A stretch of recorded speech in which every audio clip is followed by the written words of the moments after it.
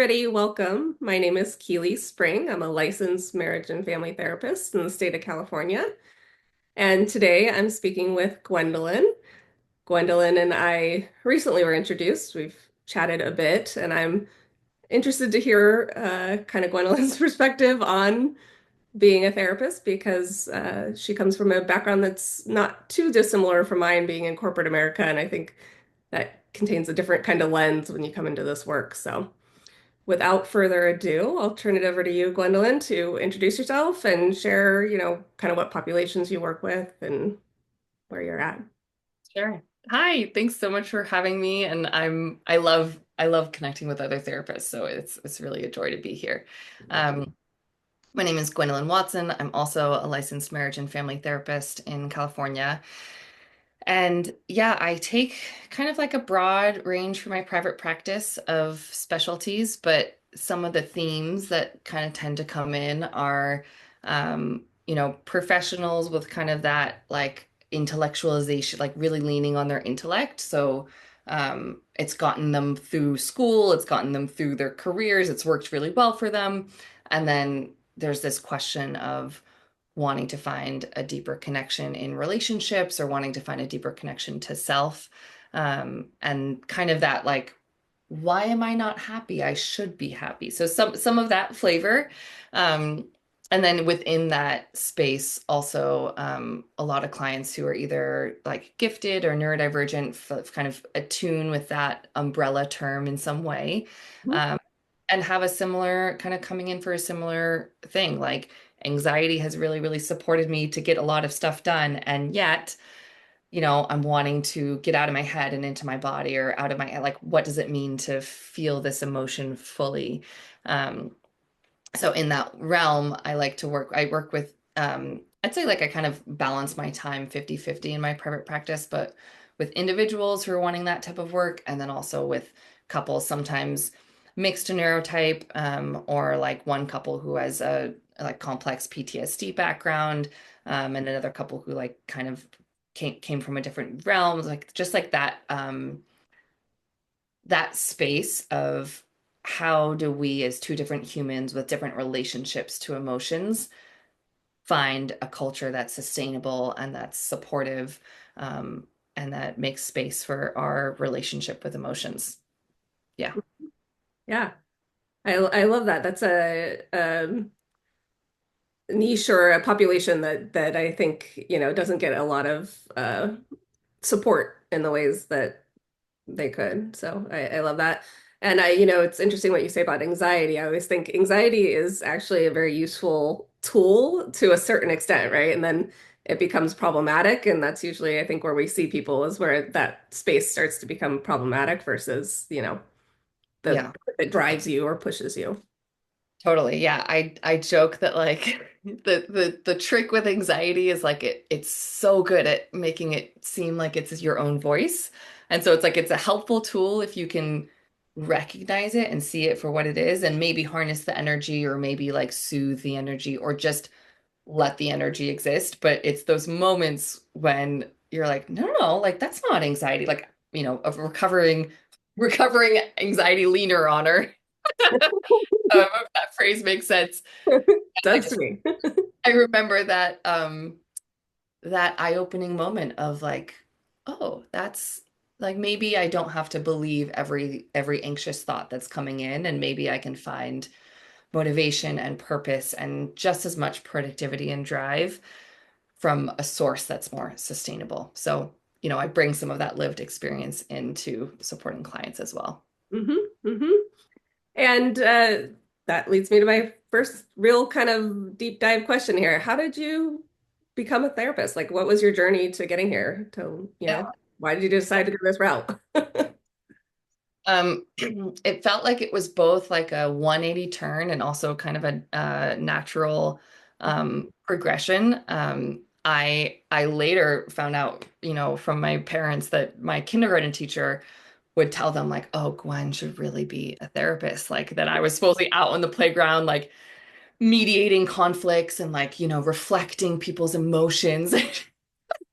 Standing up for so and so who had been wronged on the playground to the social justice work of the playground. Like That was so there's an element of that that was always in me.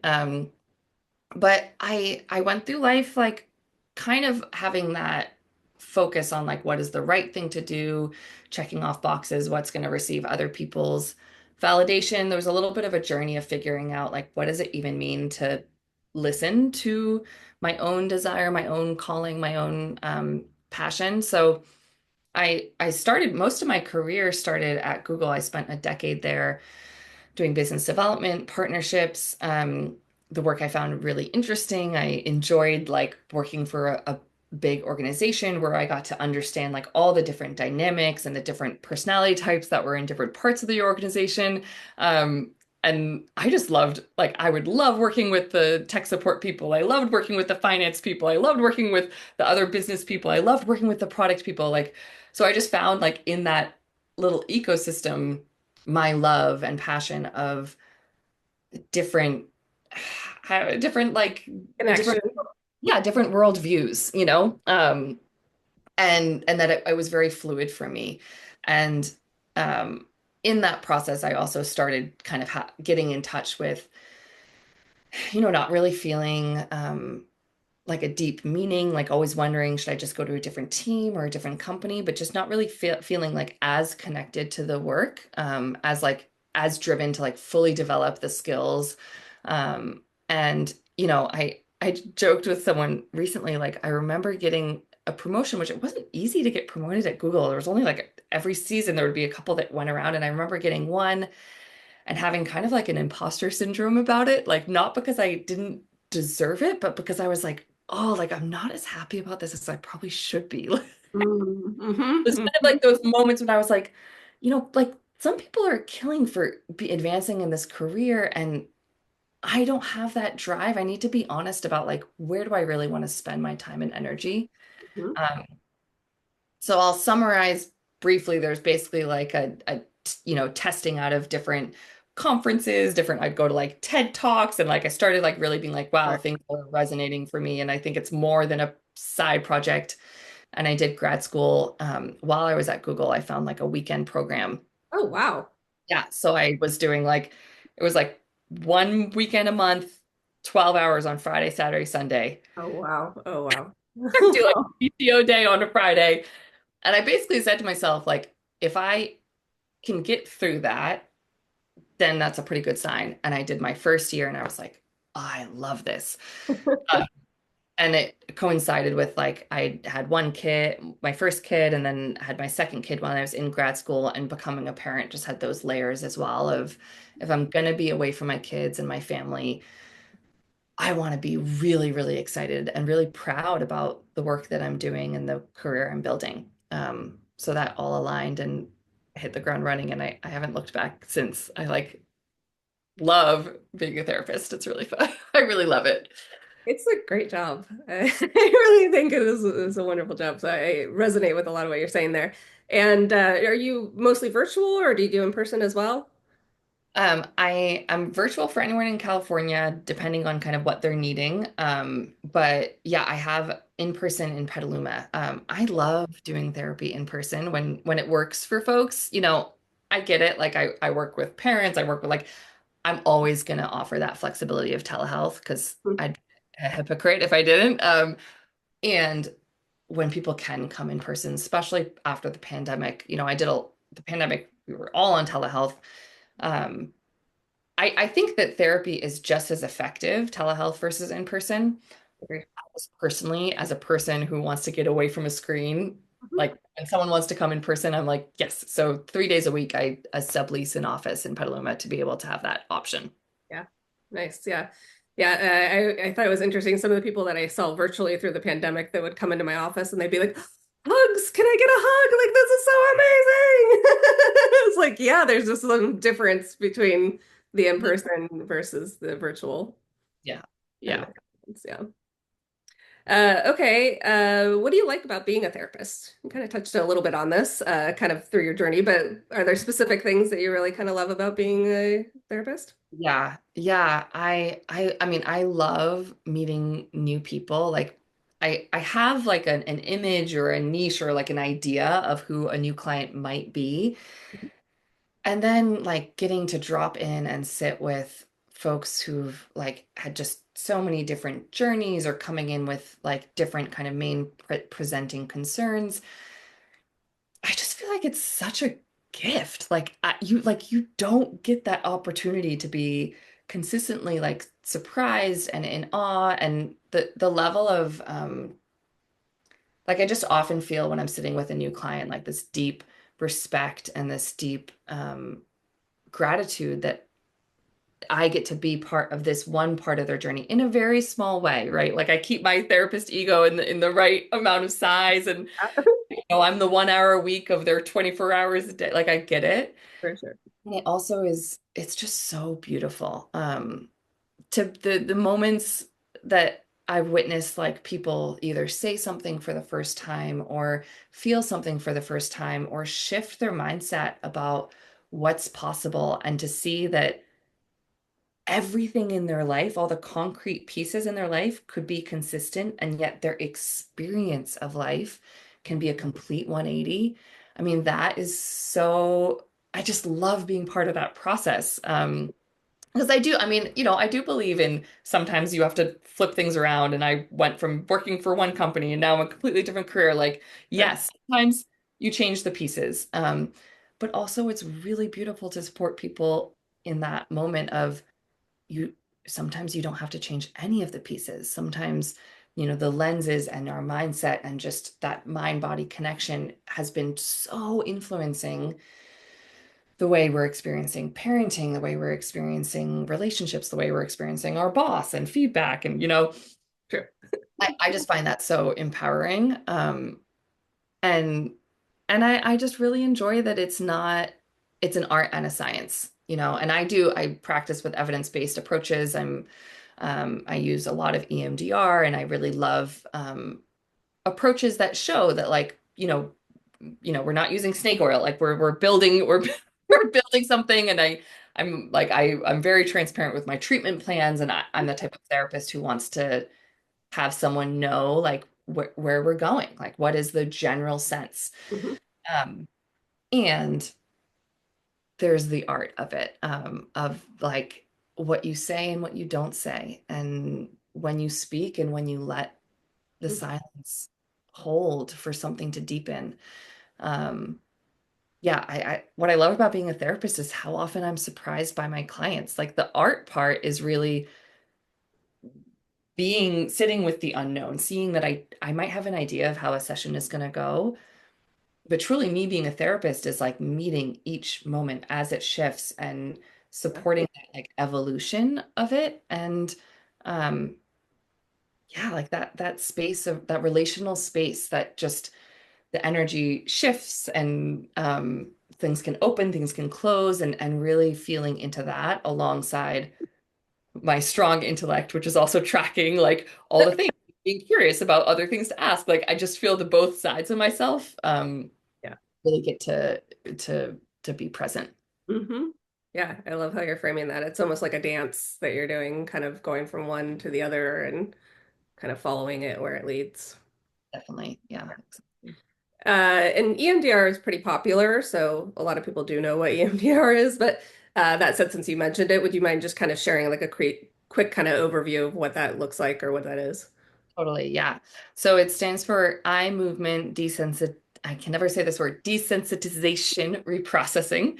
Um, and essentially, it started, I think back in like the I want to say 1980, 1990s. It started kind of around noticing that PTSD was actually a thing, and that, Vietnam vets and a lot of people who had experienced like kind of big T sudden traumas Mhm. needed support. And it combines this philosophy of how to use bilateral stimulation. So it might be tapping, holding tappers, or following your eyes, following a movement, to use that as a way to support the brain to process trauma or memories or emotions that are kind of stuck in their short-term memory, and support it to go into the long-term memory. Mhm. It does that partially by activating the adaptive information in your brain. So like think about it as like your positive beliefs, your positive resources, your positive memories, to kind of balance out and shift the mindset you have. So I tell people it doesn't erase memories, it doesn't give you new ones, it doesn't change memories. It really shifts your relationship to the memory. And Uh-huh. so Yeah. um, it aligns a lot with a lot of the research around mindset, how powerful mindset interventions can be, and how some people don't even remember that they've done a mindset intervention, but all of a sudden they like actually are acting differently because their relationship to something has shifted. Um, so that's, kind of the high level overview or how I phrase it, because you could get it's very highly researched, so you can get into a lot of the science, but that's how I summarize it. It was a great summary. It was very very spot on. I appreciate it because yeah, I think sometimes too, even when I'm trying to, I don't practice EMDR. I've had others practice on me with it. That said, it's one of those things that it kind of you have to experience it in some ways, but I think what you shared there was very kind of a great insight into the what it is and how to kind of think of it. Because I have sent many clients actually to people that are practice EMDR for trauma or like, kind of more complex trauma things. Yeah. Yeah. Okay, so that said, we talked a little bit about EMDR. Are there any other modalities or things that you pull from? You were mentioning, evidence-based. There's obviously quite a few these days, but are there other things that you kind of pull from for your practice? Yeah, I love ACT. I was trained in ACT when I was working in residential settings for teens with co-occurring disorders, suicidality, substance use, kind of like often complex trauma, PTSD on top of that. And I just love it. So ACT stands for acceptance and commitment therapy. I joke that it sounds like commitment. Like I don't think that the name like fully represents what it is, but um it balances that acceptance, that like radical acceptance of, that those phrases like the things that you cannot change, and seeing the things that you can change and the power to know the difference. So there's some of that element of what are we just going to notice about your experience? What are we going to witness?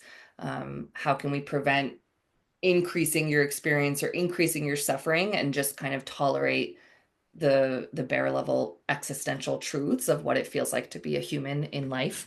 Mhm.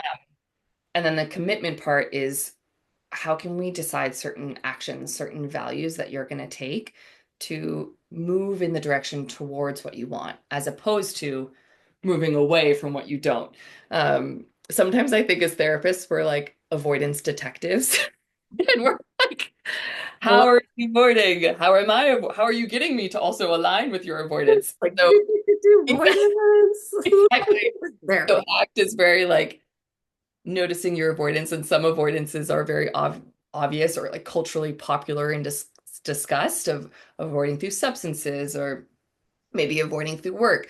But my favorite part of ACT is also catching when people are avoiding through explaining and narrative, and like the intellect is like, are you feeling that feeling? Or are you thinking, I think that I feel, XYZ. So it supports kind of like detoxing avoidance. Say it that way. Yeah. Well put. Um, all right, so that said, what does a typical session look like? Are you more kind of organic in how you practice, or is it a little bit more structured? Kind of. Yeah, totally. Yeah. I'd say I like to keep an open mind. Like I always do like a little bit of a check-in in the beginning of a session, like in the past week, what's come up? Is there anything that you want me to hold, or that you're coming in really eager to get support on? Um, and then because I have a lot of like verbal processors and people who intellectualize their emotions, for some people, we will kind of set a little bit of an agenda. Like, okay, you're saying you want to explore this moment with a friend, but also last session you said you really wanted to do XYZ. How does it feel? Do you want me to be a timekeeper? We'll do a little 15 minutes of a check-in. And then, and I use, especially with folks who are neurodivergent and really like feel supported by like specific time frames. I don't do that for everyone, but sometimes I'll lean into that agenda setting. Um, and then if someone is doing like kind of purely focused on EMDR, that's the main treatment modality. Um, we'll be in a different phase. There's 8 phases of EMDR, whether we're doing prep and kind of installation of positive stuff, so with a lot of guided meditations or experiential stuff around connecting to your inner resources, or we might be exploring a target, and the treatment plan is like a list of targets. So we'll be like picking back up from where we were last and saying like, okay, how is this shifted? What are you noticing? And let's go back in and see where it goes. Hmm. Hmm. Sometimes it's open, but sometimes later on in the work when they're really aligned with the treatment plan, it can be kind of structured. I joke that I think sometimes there's the stereotype against therapists that like you sign up and then you like do therapy for 5 years and you don't know where it's going, and then one day you leave. And so my style as a therapist is that like I am totally open to someone being in therapy for many years. I've personally been in therapy for many years. And my ultimate goal is to support them to have faith in relationships in their life and to lean on the support of relationships that they're actually in a relationship with, right? And to find like therapy to be a space where they're learning those skills to go into life and live their life outside of the therapy room. Um, yeah. Yeah, yeah, I agree. That resonates for sure with me.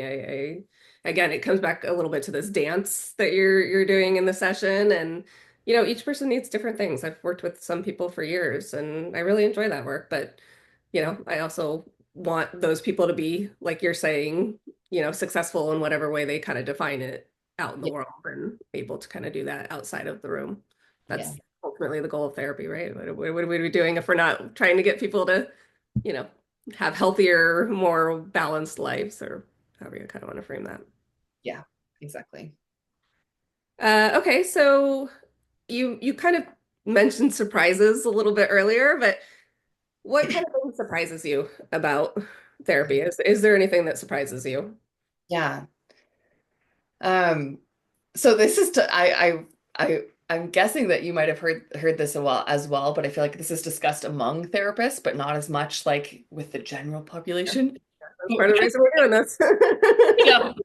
Um, One of the things that like really surprises me is how like whatever you want to call it, the energy, the universe, some people might connect to like a greater spiritual being, how I witness that like there's a trend or a flow of like certain populations coming into my without me advertising or seeking them out or like really just being like this is who I support, like that, like there will be different flows in different seasons that come into my practice. And um it's kind of like beautiful and serendipitous, and sometimes it's supportive because I'm like, great, I've already been kind of leaning into getting consultation on that in that area, and can kind of weave together. But um, other times, like, yeah, just that, like, yeah, I don't know how to the serendipity of there's weird things that happen it as a clinician, and sometimes like a client will mention like a name of a close family member, which is very connected to a name of my close family member, or like, their dog, like they'll mention these things that are just tidbits, and I witness them and let them fly because if it doesn't connect to their treatment, but there's like parallels. And as a person from tech and from like a non-spiritual background in my childhood, like that has surprised me. Like those, Yeah. you want to call it. Yeah. I 100% agree with that. Yeah, that is definitely something that I don't think it's talked about externally, but it is something that we all experience at different times. And you're right, it's kind of this like ebb and flow, and all of a sudden you're like, why am I all of a sudden seeing, all the people with this diagnosis or that are named this, or, like it's interesting the way Yeah. that, you know. Yeah, and it goes out. Yeah, exactly. Like sometimes it's diagnosis, and people might say like, "Oh, that is confirmation bias. Maybe you're looking for anxiety," but it's like it's those other weird things that have nothing to do with the treatment plan that are like you're like, "Oh wow, someone else who like also happened to grow up in my hometown, and they don't even know I'm from that town, and like it's not relevant, so I'm not going to bring it up." But like, okay, like it's just like these things that you're like.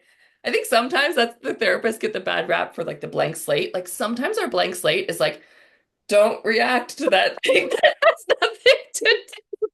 And it's just like my mind being like, whoa, how did that happen? Yeah. Exactly. Yeah. Yeah. That's a lot. Yeah. I'm glad you brought that one up. Okay, what do you wish people knew about therapy Mm, or like understood better? yeah. There's a couple things. I'll start with one. I hear some people talk about, oh, I tried therapy and it didn't work for me. And I really believe that like therapy is something that can be really, really powerful. Right time, right place. Like you have to be at a specific moment in your relationship to whatever you're working on for therapy to really support a catalyst of something to shift. Um, so there's that element, and then there's also the element of like fit with a therapist. I mean, I have a very specific style, and some people really resonate with it. I'm as you see in this interview, like I'm a talker. Like if someone wants me to explain, like I can lean in and I've Mhm. had some clients who have a lot of social anxiety and are very relieved that like I can just like maybe this is what's going on. They're like, oh, that really helped me. Right. Yeah. Um, but there's other, I have colleagues and friends who are therapists who, are like actually like come from like a Buddhist nun tradition or like just like are really able to hold a different energy and a different space. Um, so I wish people would know how broad it is, so that if it didn't work for you with the first time that you tried it or a certain person, um, that it could be worth going in a different direction, whether it's a different modality or a different season of your life. And kind of connected to that, I see a lot of people talking about like mental health awareness and like therapy is really, really important. And therapy when you're in a crisis is really important. And we're gonna approach it so differently when someone is right in the middle of a significant change, like right after a divorce or right after like a loss. We're gonna support focus a lot on like containment and foundation and like how are you just getting through week to week. Ethically, often we're not going to go back into like what were some of the underlying factors that led this moment to be so challenging for you to tolerate. So when people are like, oh, like I got through that XYZ moment, but it would be weird for me, like that was 3 years ago. It would be weird for me to talk about that in therapy. I'm often like, no, that's sometimes the best time. Like therapists are really, really supportive of someone being like, now I'm stable and I'm ready to have 1 hour a week where we go to the tough stuff. And like, I just normalize that. Yeah.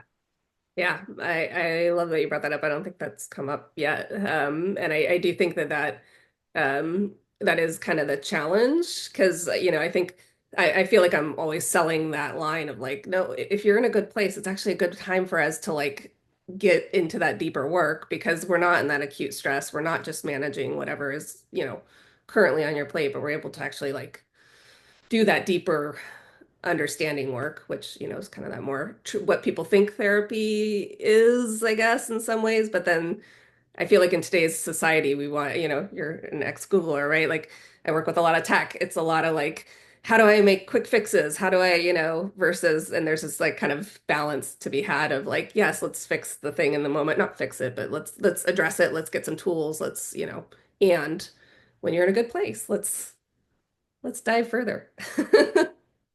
Oh, and you just, as you brought up tech, you reminded me of the third thing I wish people knew about therapy. Is there time to go into that? Please go Okay. for it. Um, is like, and I was there, I was reading all the books, I was like going to all the talks, I was learning everything about psychology before I became a therapist. Yeah. I love psychoeducation. I do a lot of it for my clients, and there is a value in it. Mhm. And there's only so far it's going to go, especially if you're someone who has leaned on intellectualization as your coping strategy or as your like metabolizing strategy in your life. Yeah. Um, so I also kind of want to normalize that. Like, knowing about your intergenerational trauma and knowing about your anxiety or your coping strategies is a piece, and therapy can be the area that supports kind of going into the other types of knowing, the gut knowing, the spiritual knowing, the emotional knowing, um, that really is needed for something to shift. And so I see that a lot in tech. I see that a lot in the Bay Area, that like people are so excited and so curious, and so they learn so much, but then they hit this wall where they're like, why isn't it working? Or like, I don't get it. Like I've learned about that. I know why XYZ behavior isn't good. Like, Hmm. you know, and so that's the other piece. Like, and that's kind of, well, not to open up the can of worms of AI, but I think that the benefit of we'll call it human therapy is supporting like beyond that knowing and supporting the experiential, like the doing in the moment and in the relationship with another nervous system, um, to drop into these other areas that you really really need for a full change to happen. Hmm. Yeah, it's almost like integrating what you're talking about is like integrating all the different parts of you so that it's one whole, not just kind of compartmentalizing different pieces. Yeah, Yeah. yeah, And really kind of not staying in that, I always call it the head and the heart, right? It's not staying in that head space, but really kind of diving into where the heart is. Yeah. exactly. Yeah. Yep, 100% agree. Okay, so final question of this section. Do you have a favorite tool that you like to share with people? Um, Yeah, I do. I spoke a little bit about the like noticing your anxiety, externalizing your anxiety, like just that moment of is this my voice or is this anxiety? That diffusion. Um, but I also my favorite one is uh, it's similar to like the four square breath, but the 3-3-6 breath. Mm-hmm. I inhale for 3, hold for 3, exhale for 6. Um, Sometimes I'll do it with people and I'll time them, especially for like neurodivergent or like tech or like product, we're like, I don't have time to cope. And I'm like, cool, we're gonna do this. And we do 3 of them because I don't know, I'm like on a kick with threes. We do 3-3-3-6s, and then I time it and it always comes in under a minute. And so then I'm like, see, like you can be a minute late to everything and still be socially acceptable. Like you have a minute. And I use it for myself as a parent. I use it for myself like running from moment to moment. And it's just the power of when your nervous system slows down, Yeah. that I say we are animals before we're humans. So Yeah. the animal in someone else, their nervous system is going to pick up on your nervous system before you even open your mouth. So why not take a 3-3-6 breath? Yeah, Yeah. for sure. For sure. I think that's one thing people underestimate. And I think clinicians, we pick up on that a lot. Like I can immediately know when somebody's anxious. And sometimes it can flood me and I'm like, oh, if it's like a room full of anxious people, I'm like, oh gosh. I don't know if I could handle all this anxiety. But Yeah. we do pick up on, I think, on those cues, and it's helpful to have people slow down and really kind of, what am I noticing? Okay. Okay. Yeah, and you're right. It's a minute. I tell people minute, 2 minutes, like that's accessible to anybody. So Yeah. yeah, love it. Okay, so moving a little bit away from the therapy, I'm sure therapy will still come into it and are woven here, but moving on to some kind of funner, lighter questions, a little questionnaire I have. The first question being, Gwendolyn, what is making you happy right now? Mm, I would say my relationship with my partner. Love it. Yes. Yeah. Love The benefit of being the curse and the benefit of it being a therapist is I just I don't therapize people who are not my clients. I've learned that boundary, which I'm it. proud of. Yep. Yep. And the awareness, like awareness is just a muscle. And I get to see how it supports my relationships with my kids and my relationship with my partner. And yeah, that just is bringing me a lot of joy. Yeah, love it. Speaking of the universe, I was literally just thinking earlier about how my partner, I feel like, it takes a special person to be married or dating or in partnership with a clinician. You know, it's funny that that's what's making you happy, but I love it. Yeah, I agree. Okay, what's your favorite app? Oh, um, I'm gonna go kind of old school and say WhatsApp. I like separated all my texts with my family from our texts, and we have a WhatsApp group for the family. We have a WhatsApp, and this is for my family of origin. So Uh-huh. WhatsApp group for my family and my siblings, and then we have a sibling chat that's like separate from our parents. Um, and yeah, that's the one that I check. All the other apps, like I bought like a Faraday cage of like Marie Marie Kondo. My partner calls it the butter dish because it looks like a butter dish, and I put my phone in that and love that. So like app lists, or if I'm going to use an app, silly updates on WhatsApp with family. Yeah. Yeah. Are they located nearby? Do you get to see them as well? They are mostly nearby. Um, Actually, like pretty soon, my I have a sibling who's in New York who's moving out to Petaluma as well. So we're all kind of congregating in the Bay Area, which is a really nice change. We've been kind of spread out over the country for many years. So yeah, Mhm. yeah. That's lovely. All right. Beach or mountains? Oh, so I would say mountains just because I like I'm such a I can't do really hot weather. I love playing in the beach, but like I overheat really quickly. And I also burn really quick. So mountains, like yeah, as long as there's no mountains without the mosquitoes. Fair. Yeah. Fair. Good qualifier. Um, okay, what's something that the movies never get right? Oh, I don't know. I don't know. The movies are getting better and better. Like the more that the thing I do love about apps is getting to access like documentaries and independent films and the things that like only, the cool folks in Brooklyn would get to see like in their theaters and all about like, oh, we only have Disney. I don't know. I would say with the like more and more like diverse perspectives and stories and more directors and producers who are like being, it's not where it needs to be, but I'm really enjoying the narratives have expanded way beyond what movies were when I was growing up. So All right, yeah.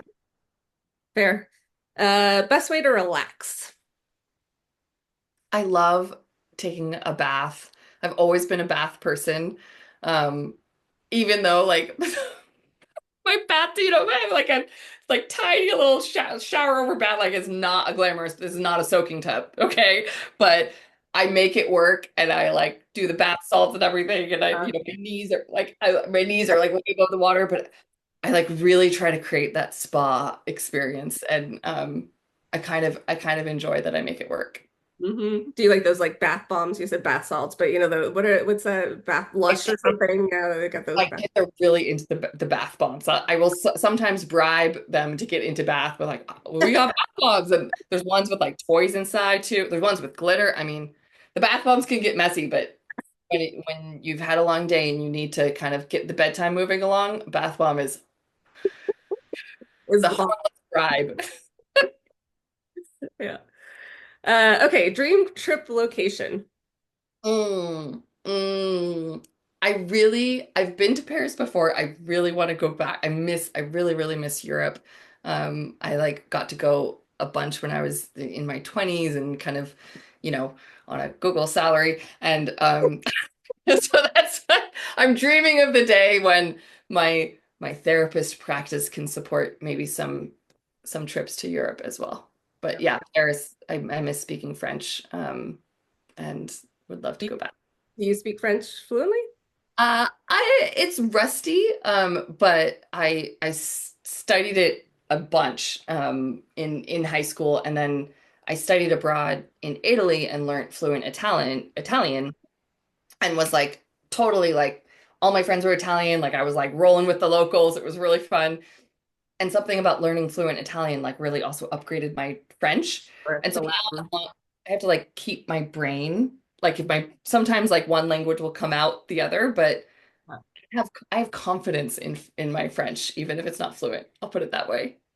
Part of the reason I asked is I was actually a French minor until I switched it to art history, and I did a Oh, study cool. abroad in Paris, and I studied French for like 10 years, and I tried during the pandemic to like pick it back up with a, tutor that did the whole like tutor thing. I was like, yeah, I'm off. I just do not have a good ear for language, but it sounds like you do. You have like kind of that good ear. I really, really want to like perfect it to be able to practice as a therapist in French Oh, and Italian. yeah. I would like I would just love to diversify my private practice that way. And I also like learned and studied sign language for a long time. I have a twin who at one point was in a relationship with someone with deaf too, and so we would all go out and sign together.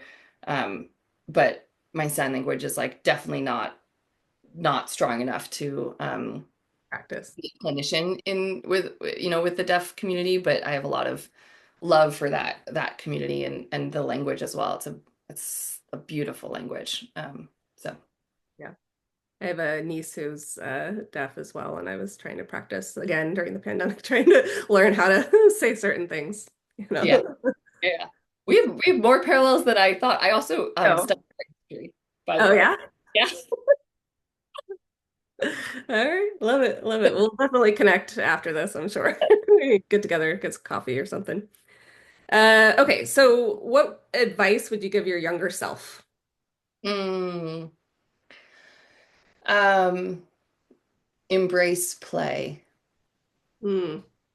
I was I was a very serious kid. I was a very intellectual kid. Um, and I've become a more like playful and creative adult. And yeah, I think I would just yeah, embrace like embrace the creativity of not having a plan and being playful. That's just as valuable as your intellect.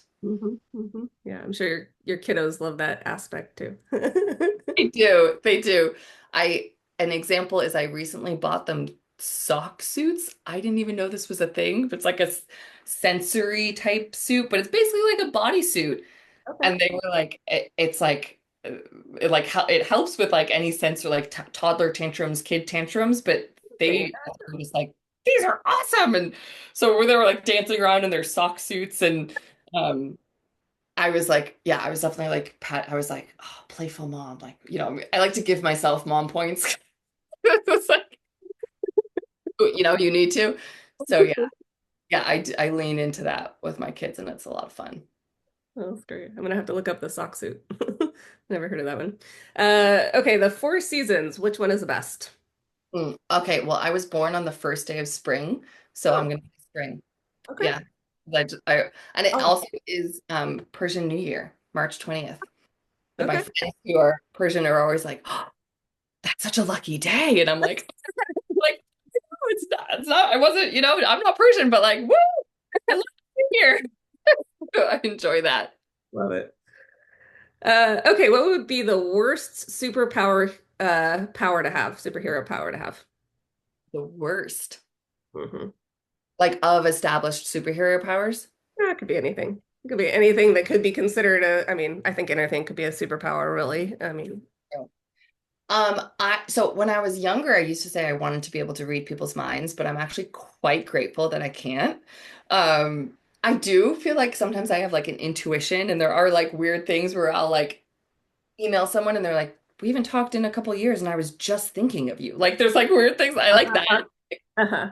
lightly reading minds, but the like truly hearing another person's train of thought, I'm grateful and I'm grateful people can't hear mine. Like I get to be human and we all have thoughts that we're like, okay, that's not a compassionate thought and we're gonna let that one slide. Mhm. So I like that psychic boundary. Yes, for sure. This is one that I was not expecting, but most therapists have so far said the same. And it would be mine too. So there's definitely a theme. We're like, we know how far the mind can go, and not all thoughts need to be said out loud. Yeah, it's been one of the things that surprised me about this work or these interviews is just like, yeah, everybody has the same answer as a therapist. They're like, don't want to read minds. Okay, what would be your spirit animal? You a spirit. Mm. Okay. It would be a gray wolf because Oh, it was my some people use the word spirit animal. I'll just say like the animal that I felt very connected to. Um, just because for some people that feels like cultural appropriation, pulling from other people's modal or like kind of worldviews. But the animal I felt really connected to was a gray wolf. Because I would have vivid dreams of gray wolves that we would have these journeys together. They would protect me, and then when I was awake, I would like write letters to this gray wolf, and then the letter would show up in my dream. Like I had like a very like wow. like Oh, cool. transpersonal relationship with gray wolves. Mm-hmm. So to this day, I have like a very cheesy big blanket, woven blanket of a gray wolf on my bed. It just feels very like Uh-huh. protective, wise energy. Yeah, I love gray wolves. Yeah, wonderful. That's great. I don't think I'll ever look at a wolf the same. All right, so final question. When you look back at your life, what do you hope you'll be able to say?